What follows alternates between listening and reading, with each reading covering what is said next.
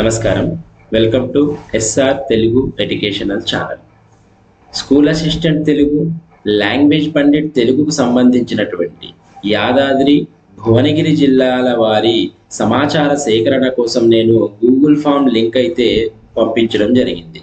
అందులో responses enter చేసినటువంటి వారి వివరాలు మనం ఇప్పుడు తెలుసుకుందాం. దాదాపుగా 25 మంది వారి యొక్క మార్కులను ఇక్కడ పోస్ట్ చేయడం జరిగింది. అందులో మనకు ర్యాంకు వారీగా నేను వీటిని అమర్చి పెట్టడం జరిగింది. ముందుగా హైయెస్ట్ మార్క్స్ చూడండి, SA Telugu, school assistant Telugu దాదాపుగా డిఎస్సిలో 62 మార్కులు, టెట్లో 13 మార్కులు కలిపి 75 మార్కులు స్కోర్ చేశారు. స్కూల్ అసిస్టెంట్ తెలుగులో ఇక్కడ మీరు పేరు కూడా గమనించవచ్చు, లావణ్య. కేటగిరీ, ఇక్కడ కేటగిరీ అనేది వాళ్ళేమి ఇవ్వడం జరగలేదు. DSC marks, total 75 marks. కాబట్టి యాదాద్రి జిల్లాలోనే టాప్లో ఉన్నటువంటి వారు అని మనం ఇక్కడ చెప్పొచ్చు, 75 మార్క్స్. ఆ తర్వాత అదే పేరుతో ఎల్పి తెలుగు లాంగ్వేజ్ పండిట్ కూడా వారే టాప్గా ఉన్నారు, 74.5 మార్కులు రావడం జరిగింది. ప్రస్తుతానికి యాదాద్రి జిల్లాలో మనకు తెలిసిన సమాచారం ప్రకారం అయితే 75 స్కూల్ అసిస్టెంట్లో టాప్ మార్క్స్, అలాగే 74.5 లాంగ్వేజ్ పండిట్లో టాప్ మార్క్స్. ఆ తర్వాత 73 language Pandit, school assistant Telugu 70 మార్కులు. ఆ తర్వాత శ్రీకాంత్ మేల్ 67.5, లాంగ్వేజ్ పండిట్ 67 మార్కులు, లాంగ్వేజ్ పండిట్ 66, లాంగ్వేజ్ పండిట్ 66, తర్వాత స్కూల్ అసిస్టెంట్ తెలుగు 65.6. ఈ లెక్కతో స్కూల్ అసిస్టెంట్ తెలుగు 70 మార్కుల తర్వాత మనకు కేవలం 65.6 మార్కులు మాత్రమే అత్యధికంగా వచ్చినటువంటి మార్కులుగా మనకి ఇక్కడ గమనించవచ్చు. బీసీబీ అంతా కూడా చాలా ఎక్కువ మంది బీసీబీఏ కనిపిస్తూ ఉన్నారు. ఇక్కడ బీసీబీ వీళ్ళంతా కూడా, ఇక్కడ ఒక్కరు బీసీడి 66 మార్కులు ఎల్పి. ఆ తర్వాత వీరు వారి కేటగిరీ అయితే ఎంటర్ చేయలేదు, 65, 64 లాంగ్వేజ్ పండిట్లో, స్కూల్ అసిస్టెంట్లో 64 బీసీబీ. మిగతా వాళ్ళంతా బీసీబీఏ మనకి కనిపిస్తున్నారు, 61, 60 మార్కులు. చివరగా బీసీబీ లాంగ్వేజ్ పండిట్ 55 మార్కులు. ప్రస్తుతం మనకు వచ్చినటువంటి రెస్పాన్సెస్ ప్రకారం ఈ విధంగా మార్కులు అయితే ఉండడం జరిగింది. యాదాద్రి భువనగిరి జిల్లాలో మనకు స్కూల్ అసిస్టెంట్ 75 మార్కులు టాప్, లాంగ్వేజ్ పండిట్ 74.5, లావణ్య అనే పేరు కలిగినటువంటి ఆమెకు దాదాపు 75, 74.5 మార్కులు వారు స్కోర్ చేయడం జరిగింది. ఇక మొత్తం అన్ని జిల్లాల వారీగా కూడా కొన్ని రెస్పాన్సెస్ అయితే రావడం జరిగింది.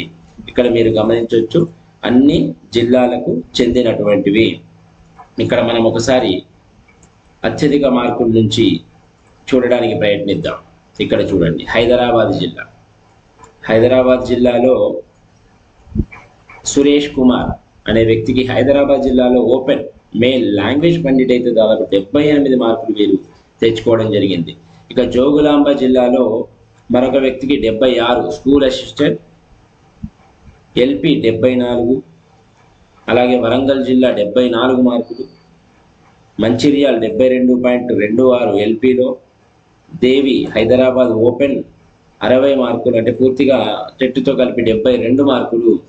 ఈ లెక్కతో మనము ప్రస్తుతం మనకు లభించినటువంటి వివరాలతో చూసినట్లయితే మొత్తానికి మనకు ఓపెన్ కేటగిరీలో కూడా 80 మార్కుల వరకు మాత్రమే కనిపిస్తుంది. 80 దాటినటువంటి వారైతే తెలుగులో మనకి ఇక్కడ ప్రస్తుతానికి ఎవరైతే కనిపించలేదు. కాబట్టి చివరిగా 78 మార్కులే హైయెస్ట్ మార్కులు అయితే కనిపిస్తున్నాయి. ఇంకా మనకు తెలియనటువంటి వారు కూడా ఉండవచ్చు. ఇంకా మిగతా యూట్యూబ్ ఛానల్స్ వారు కూడా చాలా మంది సర్వే అయితే చేస్తున్నారు.